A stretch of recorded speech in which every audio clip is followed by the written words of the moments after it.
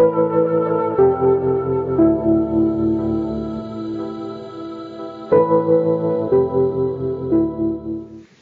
next speaker today, our next speaker this morning, is somebody who is one of the few people to have studied at both Oxford and Cambridge and to have come out of it alive.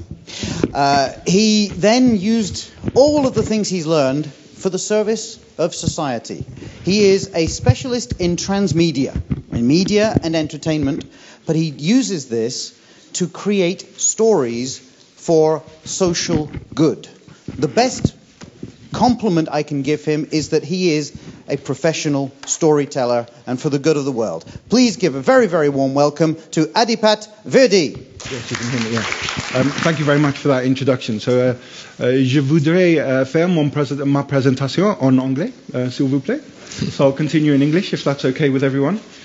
So what I'd like to talk to you about today is not the last presentation. Is the power of storytelling to engage audiences. But before we get into the sort of technicalities of this, let me tell you a story, because that's what we're here to do. So let me introduce you to Devika. So Devika, a 15-year-old Indian girl, she lives in London. She's by herself. She ran away from home when she was very young, and she's fighting her way around the streets of London trying to survive. So let me introduce you to somebody else. This is Pavel. Now, he's a 35-year-old man. Some would consider him to be Devika's best friend. But key is, he's also her pimp. So what he uses Devika to do is to go out, pimp her out, make money from her, and exploit her in any way that he can.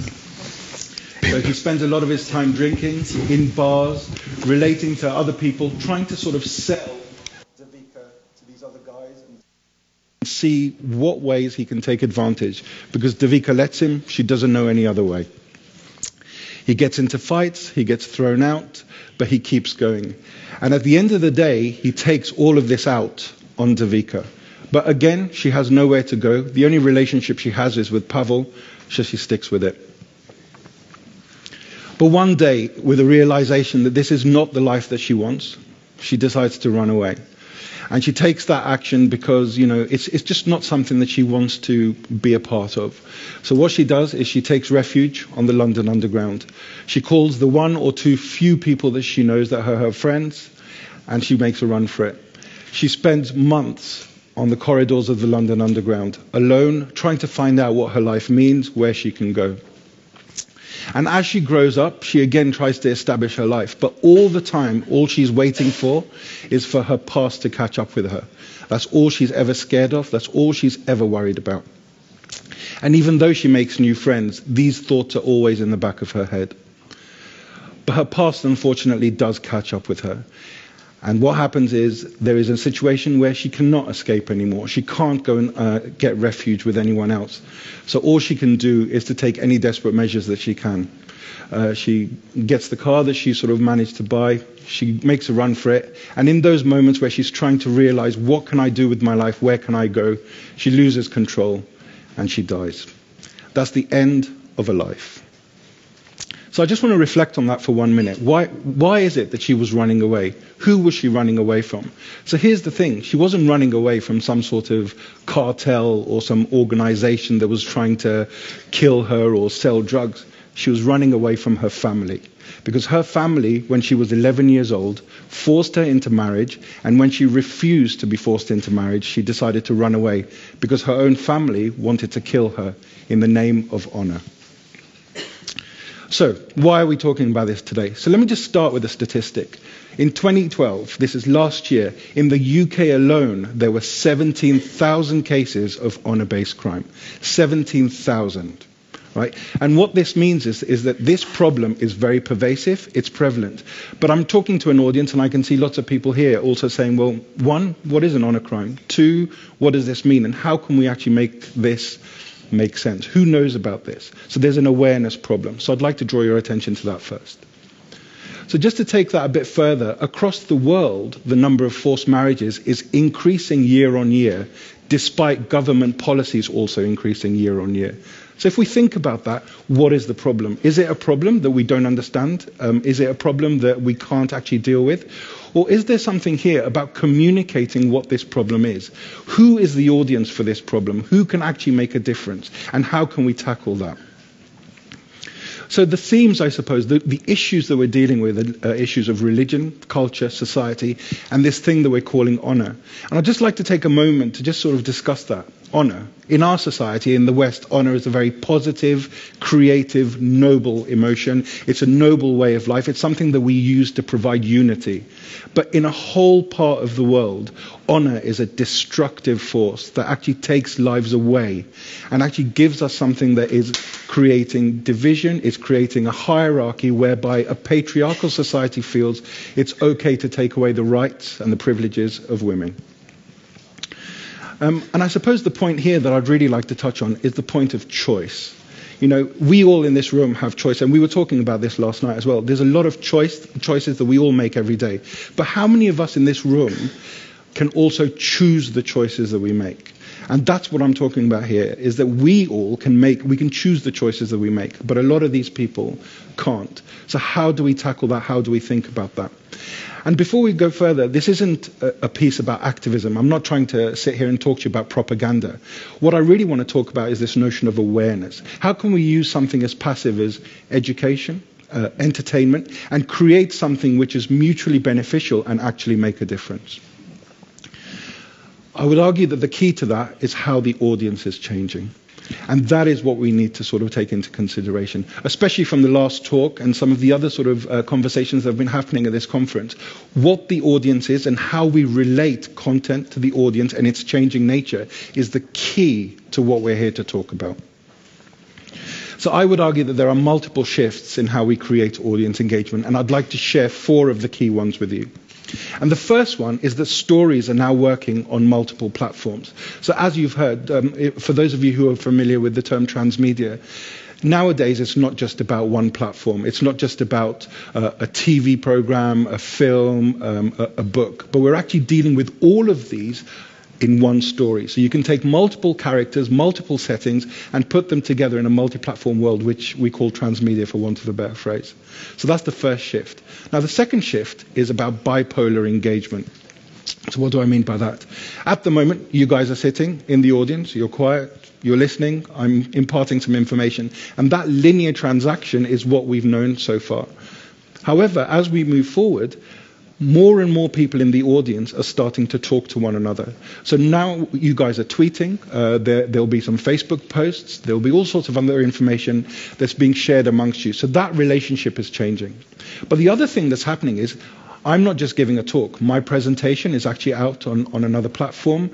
You can Google some of the other things that I've done, and you can actually look up honor crimes while you're sitting in that seat. So what's happening is that the audience, you guys, are able to impact and influence what I'm saying, what I'm doing, and how I'm doing it. So what the shift that's happening here is that there is a bipolar engagement. That relationship between audience and content is shifting, and it's becoming multi-directional. Now, the next shift is if that is happening, what you call a story. How do we engage with content?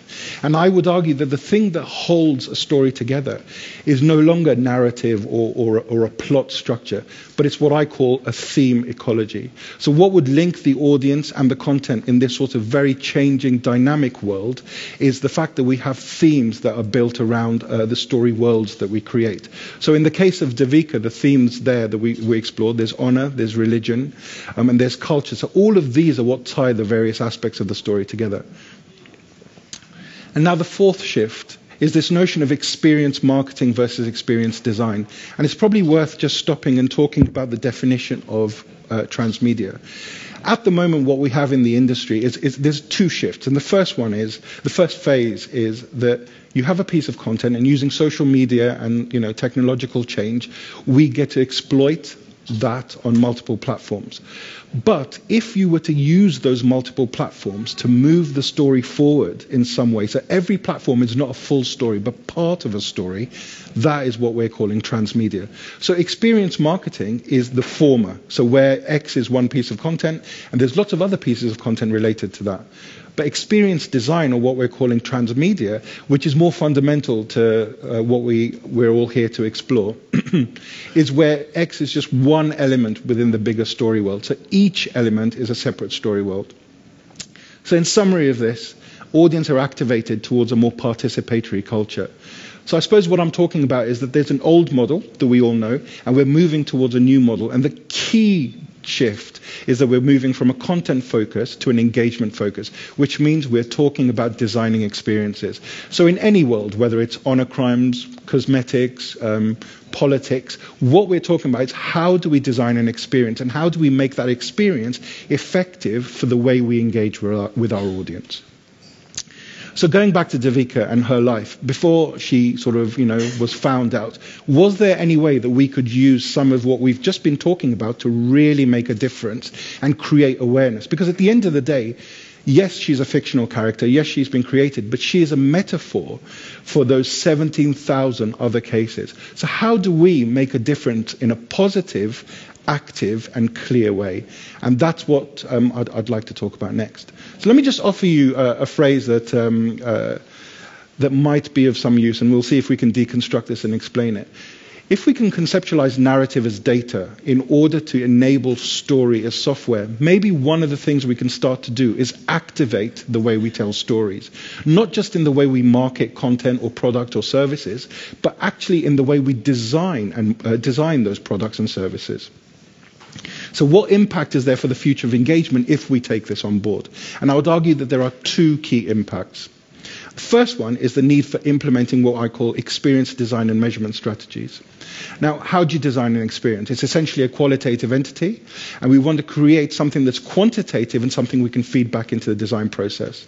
Now, yes, it's a complicated diagram, but what I propose here is a 10-stage experience design strategy. But what I'd like to draw your attention to is the circle in the middle, the red and the yellow circle. What that is a set of key performance indicators that have been created around the experience that we're talking about, so that we can actually particularly determine for any project or story world what it is that matters, what needs measuring, and how we can roll that out. So to give you an example, we designed an alternate reality game for this project. So Devika, you registered in a theatre experience. You said you wanted to be part of this experience. You walk. Somebody gives you a call, and it's the main character from the film. And he says, look, my sister Devika has escaped from home. And because the phones are geolocated, he says, look, she's round the corner from you. Could you go to such and such an address? See if you can find her. So you go on a 2-hour theatre experience where you are one of the key participants in this journey. So this is one of the touch points, and I'll come on to this in a bit. But the end point of this story is that the reason you've been chasing around London and finding out and immersing yourself in this culture, you go to a Sikh temple, you meet some other people from the story, minor characters, is that you actually at the end find out that the reason you've been looking for her is that you're going to feed her back to a family who are going to kill her in the name of honor. You have become implicit or complicit in the whole story. You've added to what's happening. You therefore get a much more immersive understanding of what honor means.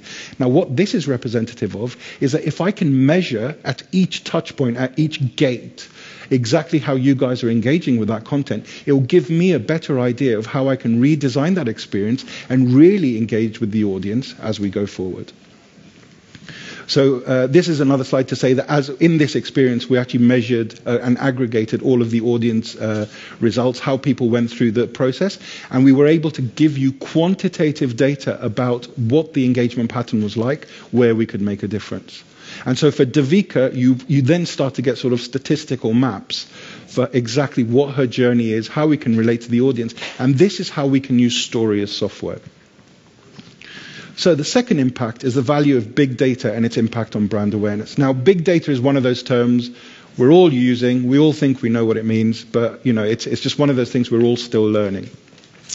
So I picked this up as a definition. I'm not going to take you through all of it, but the key thing I'd like to draw your attention to is this notion of the fact that society needs to shed causality in exchange for simple correlations. So we at the moment are in a mindset of always trying to understand the why. So why is this perfume not being bought? Or why is this political policy not being upheld? Or why are honor crimes happening? But actually, if we concentrate on what is actually happening and collect that data. That is a better parameter for how we can make change in terms of actions that we can actually take in the way that we engage with our audience. So going back to Davika, what can we practically do and actually sort of put through in terms of using all of this information? So the first thing we did was create a big data map. Each of these areas is where a point of engagement for the audience was created. I mean, it's not important that you read the words. It's important how many different facets of one story world there were that we could explore. Second, we hired a massive disused warehouse, and we got people, key thinkers in honor. We actually got people who had gone to prison for honor crimes, who had now reformed, were doing really good political work. We had survivors of honor crimes, we had politicians, we had all sorts of other business people, and we asked them to talk about the notion of honor. What does that mean to them? We got them to write on walls, we got them to talk, we got them to record video, and all of that big data, the social graphing data that we got, allowed us to really then maximize the potential of the stories that we could tell to engage with our audiences. And yes, we can do the usual. We can set up Facebook pages and Twitter accounts, but the difference is that this is now targeted. It's not just a case of a macro ideal. Let's set up a Facebook page. It's about what is that Facebook page going to do? Who is the audience, and how can we utilize it in the wider perspective of the story we're telling? So again, we made a TV series about Davika and her plight so that we could tell this story. But all the time, it was about what can we do to make a difference. And the difference is that you've got to do real-world stuff. This isn't all online. Like in the example that I gave you, we created an experience that you could engage in and physically participate in. But also online, we created Twitter accounts for all of our key characters. We mapped out what their relationships were in the story and let it out. So then the audience engaged with each of these characters, and the narrative started to organically go to where the main conversation was, where the main engagement was. And that was very powerful in determining sort of hotspots and areas where we could actually engage with our content. So here's a statistic for you that might coalesce what we're talking about. Engaging 10% of marketing budget will give you 10 times the impact if we take on board this notion of using storytelling to create audience engagement. So going forward, what does this mean? We, as experienced designers, as product designers, as service designers, we present, we design, and we project what we want to create and put out there. But now the audience is coming back to us and saying, well, actually, this is what I think you're creating. This is what I want you to create. This is how I want to be involved in this experience. So actually closing this gap, that gap, is what this is all about. And I would argue that using story as software and taking on board some of the things that I've shared with you allows us to close that gap. And I think for me, it's about this idea of creating and measuring experiences around the content rather than just about it, because that is where we're going to get the real value for money, and that's where we're going to get the real insight. So in terms of Davika's story, just to go back to the beginning, what all of this means is that no longer are we just looking at something and saying, what is this? Oh, it's cool, it's nice. We can actually make a difference. We can stop, we can think, we can analyze and make a difference. And hopefully, with experiences like this, we can actually stop and eradicate honor crimes. Thank you very much for listening.